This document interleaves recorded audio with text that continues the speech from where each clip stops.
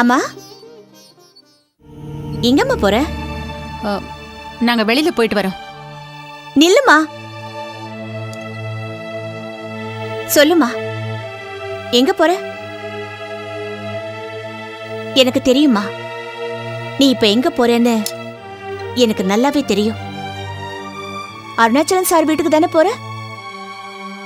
அவரை பார்த்து என் விஷயமா பேச போறேன். கரெக்ட் தானே? அம்மா, நான் அவருக்கு வாக்கு கொடுத்துட்டேம்மா. அதை எந்த சூழ்நிலையிலயும் என்னால மாத்த முடியாது. உன்கிட்ட பேசி ஒரு பிரயோஜனமும் இல்ல.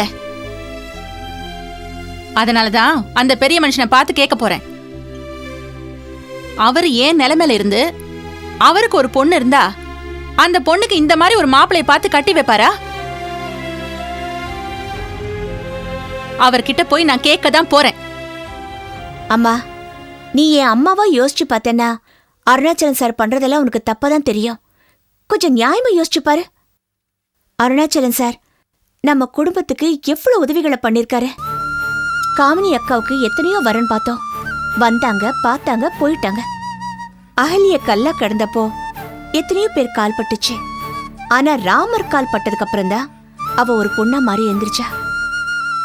அதே மாதிரிதான் அருணாச்சலங்கிற ஒரு நல்ல மனுஷனோட பார்வை நம்ம குடும்பத்து மேல பட்டப்புறந்தா காமினி அக்காவுக்கு நல்ல வாழ்க்கை அமைஞ்சிருக்குமா. பிரியாவோட ஆபரேஷன் இதுக்கு மேலேயும் தள்ளி போட்டிருந்தா அவ உயிருக்கே ஆபத்தா முடிஞ்சிருக்கும். சரியான நேரத்துல இந்த ஆபரேஷனை பண்ணது அருணாச்சலம் சார் தான். நம்ம குடும்பத்துல இன்னும் நல்ல காரியங்கள் நடக்க வேண்டியிருக்கு. ஸ்வப்னாவோட கல்யாணம், பிரியாவோட படிப்பு, இது எல்லாத்தையும் அவரே பாத்துக்கிறேன்னு சொல்லிட்டாருமா. அவருக்கு பணம் இருக்குமா? நமக்கு மட்டும் இல்ல, நம்மள மாதிரி பல பேருக்கு உதவி பண்ணலாம். அதுக்கு அவர் சொல்றதெல்லாம் நம்ம ஏத்துக்கணுமா? நீ இதுவரைக்கும் அனுபவிச்ச கஷ்டம் எல்லாம் போதாதா? இந்த கல்யாணம் நடக்க நான் ஒத்துக்கவே மாட்டேன். இது முடியவே முடியாதுன்னு நான் அவர்கிட்ட சொல்லிட்டு வரேன். வா ஸ்வப்னா. அம்மா, வேண்டாம்மா, நான் சொல்றத கொஞ்சம் கேள. இத போய் அவர்கிட்ட சொன்னா கூட அவர் கோவப்பட மாட்டாரு. உங்களுக்கு விருப்பம் இல்லைன்னா இந்த கல்யாணம் வேண்டான்னு தான் சொல்வாரு. எந்த கட்டாயமும் இல்ல, எல்லாமே உன் விருப்பம் தானே என்கிட்டயே பல தடவை சொல்லிருக்காரு. அவரே அப்படி சொன்ன போது நீயே இந்த கல்யாணத்துக்கு ஒத்துக்கிட்ட. ஏம்மா, கொடுத்த வாக்க காப்பாத்த வேண்டாமா? வாக்க காப்பாத்துறது முக்கியம் இல்லம்மா, வாழ்க்கையை காப்பாத்துறது தான் ரொம்ப முக்கியம். கொடுத்த வாக்க காப்பாத்துறதுதான் நல்ல மனுஷனுக்கு அழகு. அருணாச்சலம் சார் ரொம்ப நல்லவரு. அவர் மனசு வேற யாருக்குமே வராது. கண்டிப்பா அவர் மகனும் அவர் மாதிரிதாம்மா இருப்பாரு. ஒரு நல்ல வித்து எப்பவுமே விசவிரிச்சமா மாறாது. நீ என்ன சமாதானப்படுத்துறதா நினைச்சு உன் வாழ்க்கைக்கு நீயே சமாதி கட்டிக்காத சந்தியா. அம்மா, நம்மளால திட்டம் போடதாம முடியும். அதை முடிச்சு வைக்கிறது கடவுள் கையில தான் இருக்கு. அடுத்த நிமிஷம் என்ன நடக்கும்னு நமக்கே தெரியாது. சரி, ஒருவேளை அவர் பையன் நல்லா இருந்து அவர் நான் கல்யாணம் பண்ணதுக்கு அப்புறம் அவருக்கு இந்த மாதிரி ஆயிருந்தா அப்ப என்ன பண்ண முடியும்? அவரை விட்டுட்டு போயிட முடியுமா? அது விதி. கஷ்டம் வந்தா தாங்கிக்கலாம். அந்த கஷ்டத்தை நாமளே ஏன் தேடி போகணும்? இப்போ உனக்கு நல்லா யோசிக்க நேரம் இருக்கு. யோசிச்சு நல்ல முடிவுக்கு வா. அம்மா, இந்த உலகத்துல எல்லாருக்குமே ரெண்டு நியாயம். தனக்கு நான் ஒரு நியாயம், மத்தவங்களுக்கு நான் இன்னொரு நியாயம். ஏமா, அன்னைக்கு அக்காவை பொண்ணு பார்க்க வந்த மாப்பிள அக்காவுக்கு கால் ஊனமா இருந்தாலும் பரவாயில்ல கல்யாணம் பண்ணிக்கிறேன்னு சொன்னப்போ உனக்கு அவரை பிடிச்சிருந்தது. அதே அவரோட அப்பா அம்மா அதுக்கு எதிர்ப்பு தெரிவிச்சப்போ அவங்க உன் கண்ணுக்கு சுயநலவாதிகளா தெரிஞ்சாங்க. அன்னைக்கு மனசளவுல நாம அருணாச்சலம் சார் நிலைமையில தான் இருந்தோம். அவர் எப்படி அவர் பையனுக்கு நல்ல வாழ்க்கை அமையணும்னு நினைச்சாரோ அதே மாதிரிதான் நாமளும் அக்காவுக்கு நல்ல வாழ்க்கை அமையணும்னு நினைச்சோம். நம்ம காரியம் முடிஞ்சிடுச்சுன்னு நம்ம கருத்தை மாத்திக்கிட்டோம். நீ நல்லா இருக்கணும்னு நினைக்கிறேன் சந்தியா. நீ சொல்ற மாதிரி மனநிலையில உள்ள ஒரு ஆளை நீ கல்யாணம் பண்ணிக்கிட்டு எப்படி நிம்மதியா இருக்க முடியும்? அம்மா, என்னை பத்தி கவலைப்படாத. கடவுள் இருக்காரு, அவர் பாத்துக்குவாரு. எல்லாம் நல்லபடியா நடக்கும்னு நம்புவோம். நம்பிக்கை தானே நம்ம வாழ்க்கை. உன் பொண்ணை நீ நம்ப மாட்டியா? இது எனக்கு பிடிக்காம நான் எடுத்த முடிவில்லம்மா, மனப்பூர்வமா ஒத்துக்கிட்டு நான் எடுத்த முடிவுது. நான் கடவுளை நம்புறேம்மா. என்னோட ஒவ்வொரு முயற்சிக்கு பின்னாலேயும் கடவுள் இருப்பாரு. அது எல்லாத்துக்கும் மேல நான் நல்லா இருக்கணும்னு நீ மனசார நினைக்கிறல்ல, அதுவே என்னை காப்பாத்துமா. அம்மா, எதுவுமே தப்பா நடக்காது. நான் சொல்றத நம்புமா. உன்கிட்ட என்ன பேசுறதுனே எனக்கு தெரியல. எது கேட்டாலும் அதுக்கு தயாரா ஒரு பதில வச்சிருக்க. அம்மா, எனக்கு காஃபி கொடுமா ப்ளீஸ். வா.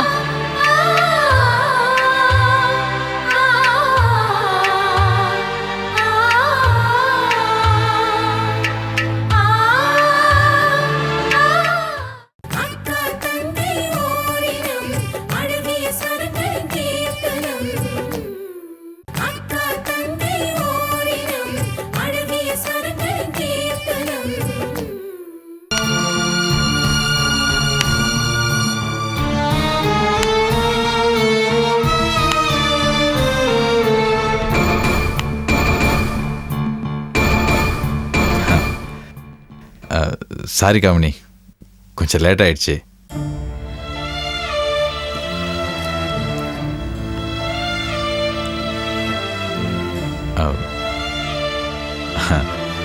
ஆஃபீஸ் வேலையெல்லாம் முடிச்சுட்டு அவசர அவசரமாக உன்னை பார்க்குறதுக்காக கிளம்பிட்டு இருந்தேன். அதுக்குள்ளே அருணாச்சலையை ஒரு வேலை வச்சுட்டாரு. அதை முடிச்சுட்டு கிளம்புறதுக்கு கொஞ்சம் லேட் ஆயிடுச்சு. சாரி காமினி. பாவம் எனக்காக வெயிட் பண்ணி வெக்ஸ் ஆயிருப்பேன்னு நினைக்கிறேன். என்ன பண்ணுறது, என் வேலை அப்படி. நீ தான் கொஞ்சம் புரிஞ்சுக்கணும் காமினி. சரி, நான் ட்ரெஸ் மாற்றிட்டு வந்துடுறேன்.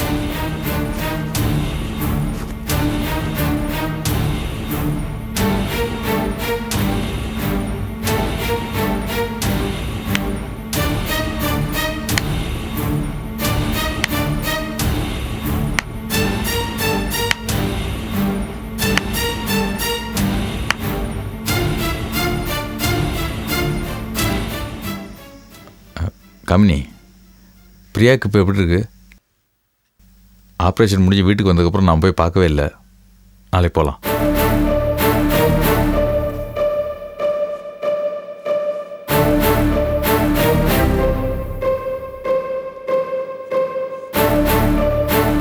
ரொம்ப பசியாக இருக்கு. சாப்பிட்றதுக்கு என்ன பண்ணியிருக்க? ஏதாவது கூட.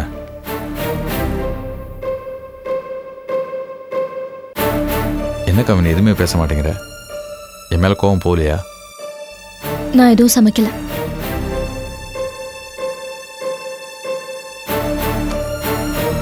அப்படின்னா நீயும் இன்னும் சாப்பிடலையா? சரி வா, நாம் 2 பேரும் வெளியே போய் சாப்பிட்டு வரலாம். வா காமினி. முதல்ல நான் கேட்கிற கேள்விக்கு பதில் சொல்லுங்க. என் கல்யாணத்தை வச்சு அருணாச்சலம் சார் கிட்ட நீங்க என்ன வியாபாரம் பேசியிருக்கீங்க? இதுல உங்களுக்கு என்ன லாபம் கிடைச்சதா? எனக்குள்ள ஏதோ ஒரு குறை இருக்கிற மாதிரி மத்தவங்களா நினைச்சுக்கிட்டு ஆள் அழுக்க லாபகரமான வியாபாரத்தை நடத்திட்டு இருக்காங்க. கிரிக்கெட்ல விளையாடுறவங்க என்னவோ 11 பேர் தான். அதை வச்சு வெளியே எத்தனையோ பேரு சூதாட்டத்துல பணம் கட்டுறாங்க. இப்ப ஏன் வாழ்க்கையும் அந்த மாதிரி ஆயிடுச்சு. நீ என்ன பேசுறன்னு எனக்கு புரியல கமனி. புரியலையா? இல்ல புரியாத மாதிரி நடிக்கிறீங்களா? சொல்லுங்க, உங்களுக்கு இந்த கல்யாணத்துல எவ்வளவு லாபம் கிடைச்சது? பணமா கிடைச்சதா, இல்ல உங்க வேலையில ப்ரமோஷனா கிடைச்சதா, இல்ல மிஸ்டர் அருணாச்சலம் உங்களுக்கு சொத்து ஏதாவது எழுதி வச்சிருக்காரா? சொல்லுங்க.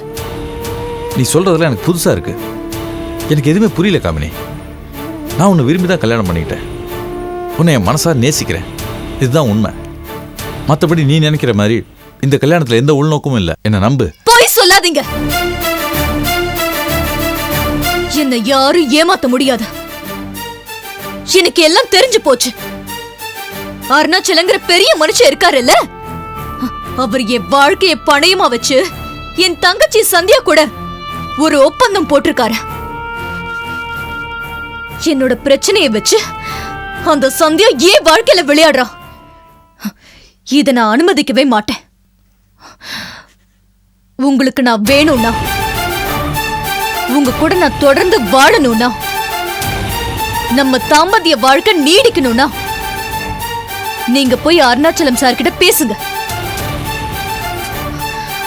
அவர் சந்தியா கூட போட்ட ஒப்பந்தத்தை கேன்சல் பண்ண சொல்லுங்க. சந்தியா அருணாச்சலம் வீட்டுக்கு மருமகளா வரக்கூடாது. அதை எப்படியாவது நீங்க தான் தடுத்து நிறுத்தணும். இல்லைன்னா நீங்க என்ன இழக்க வேண்டியதா இருக்கும்.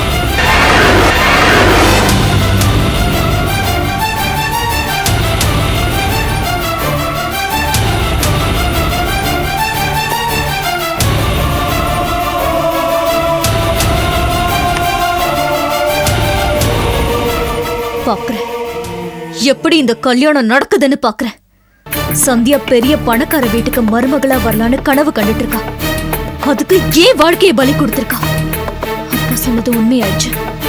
ஆனா சந்தியா நினைச்ச கனவு மட்டும் உண்மையாகாது. சந்தியா கல்யாணத்தை நான் நடக்க விட மாட்டேன்.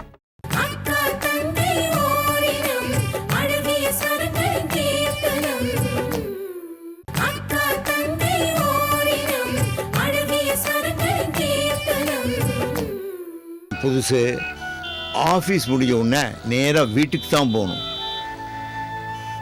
புது பொண்ணு இல்லை, உனக்காக காத்துக்கிட்டு இருப்பா. வீட்டுக்கு போகும்போது கையை வீசிட்டு வெறும் கையோட போகாதடா.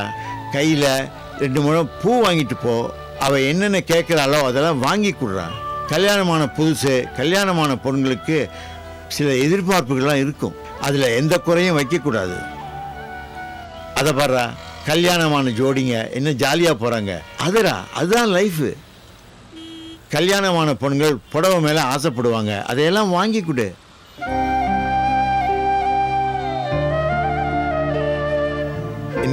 என்ன யோசனை பண்ணுற? பணத்துக்கு என்ன பண்ணுறதுன்னா நேராக நம்ம கேஷியர்ட்டு போ. நான் சொன்னேன்னு சொல்லி பணம் வாங்கிட்டு போ. ஐயோ அதெல்லாம் ஒன்றும் வேணாங்க. என்னடா வேண்டாங்கிற?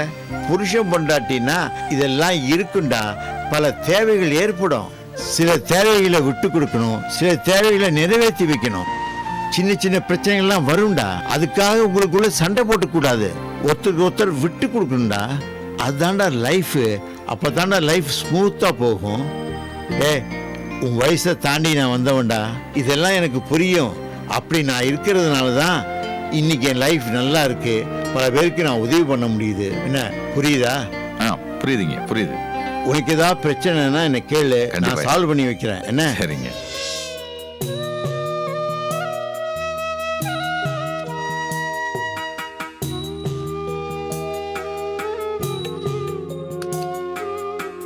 காமினி, காமினி, காமினி.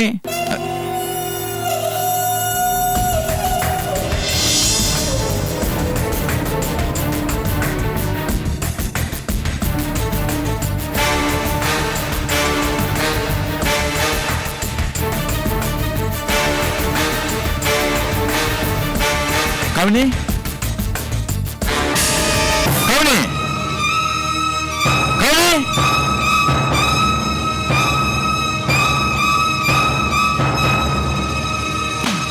காமினி,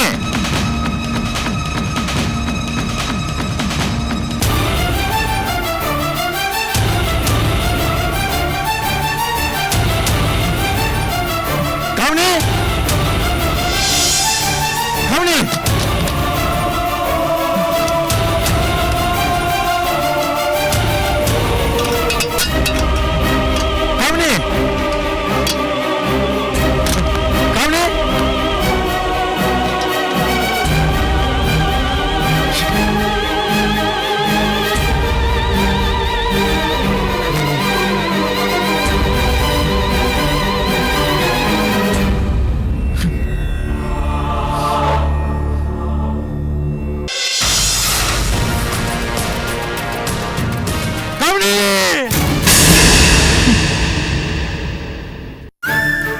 என்ன? எதுக்கு இப்படி கத்துறீங்க? உன்னை காணாம நான் எவ்வளவு பயந்து போயிட்டேன் தெரியுமா? என்னாச்சு உனக்கு? ஒன்னும் ஆகல. அப்புறம் எப்படி இருக்க? எனக்கு கிடைச்ச வாழ்க்கைக்கு பின்ன எப்படி இருக்க முடியும்?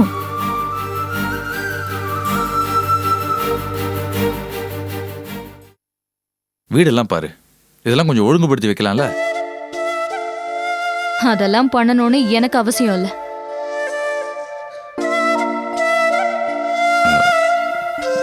காமினி,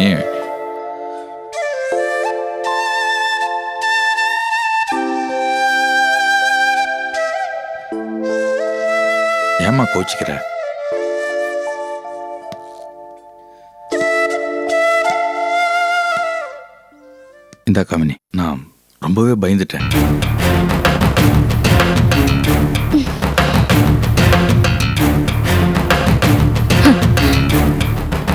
இன்னும் எவ்வளவோ இருக்கு. இதுக்கே பயந்துட்டா எப்படி?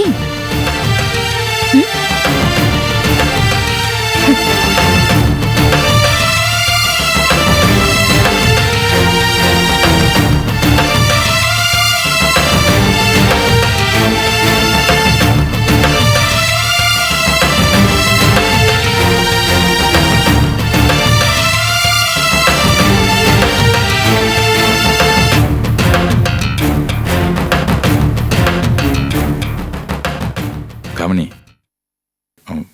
உனக்காக நான் புதுசா ஒரு புடவை வாங்கிட்டு வந்திருக்கேன்.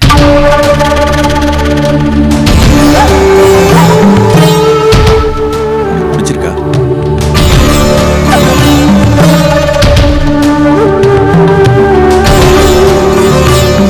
எனக்கு பிடிக்காத ஒரே ஒரு கலர் இதுதான்.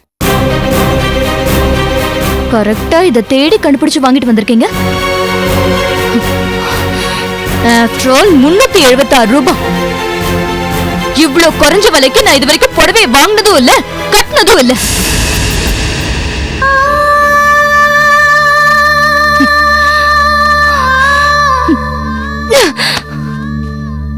இதெல்லாம் ஒரு புடவைன்னு வாங்கிட்டு வந்திருக்கீங்களா? கடைசியில வேலைக்காரன் புத்தியை காமிச்சிட்டீங்கல்ல.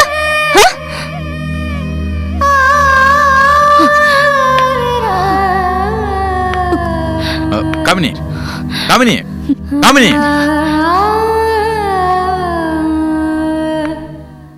காதல்ங்கிறது சைக்கிள்ல சவாரி பண்ற மாதிரி. பிடிக்கலனா பாதியிலே இறங்கிடலாம். ஆனா தாம்பத்திய வாழ்க்கைங்கிறது கப்பல்ல சவாரி பண்ற மாதிரி. பிடிச்சாலும் பிடிக்கலனாலும் கடைசி வரைக்கும் போயே தீரணும்.